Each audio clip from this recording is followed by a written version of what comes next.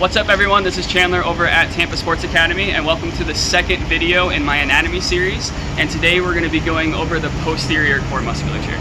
So the first muscle that I want to talk about is the Quadratus lumborum, and this muscle sits from the top of the hip and it connects up at the back of the spine, and this muscle helps in spinal extension as well as lateral flexion of the spine. And so what happens when a lot of people get like a hip hike where one hip is higher than the other, this muscle can get a little bit tight and it can cause a lot of the low back pain that people deal with. So one of my favorite stretches for this muscle is to sit down, keep the hips down and kind of grab wherever you're sitting, put the opposite hand up and then lean over to the side. So the whole point of this stretch is to stretch out this whole side of your body and to make sure that the hips are staying down as we lean over.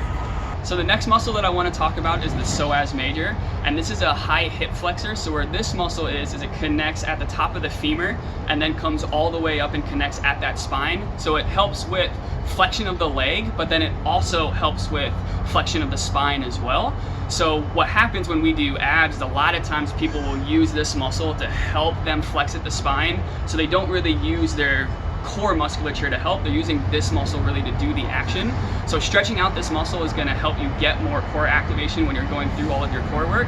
So my favorite stretch for this is if we kneel and we have one knee up, the back knee is on the ground. The goal is to get as tall as you can from the knee up through the hip.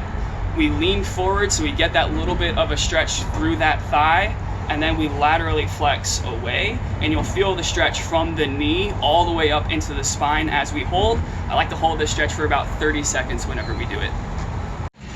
So the last muscle that I want to talk about is actually our diaphragm. So one thing that people don't understand is the fact that this muscle connects up at the spine. So it does work sometimes when we do our spinal flexion, it will engage. So what a lot of people will have happen is as they're doing their ab work, as they're going through their sit-ups, they are having issues breathing, and it's because this muscle is contracting and it's not able to actually help in respiration. So one thing that we need to learn how to do is how to control these muscles and learn how to not squeeze that muscle as we're coming up and use the other ab muscles to really do the action instead of letting that diaphragm jump in. Thank you for watching the video. Please like, comment, and subscribe. And if you have any questions, feel free to drop it below and stay tuned for more videos.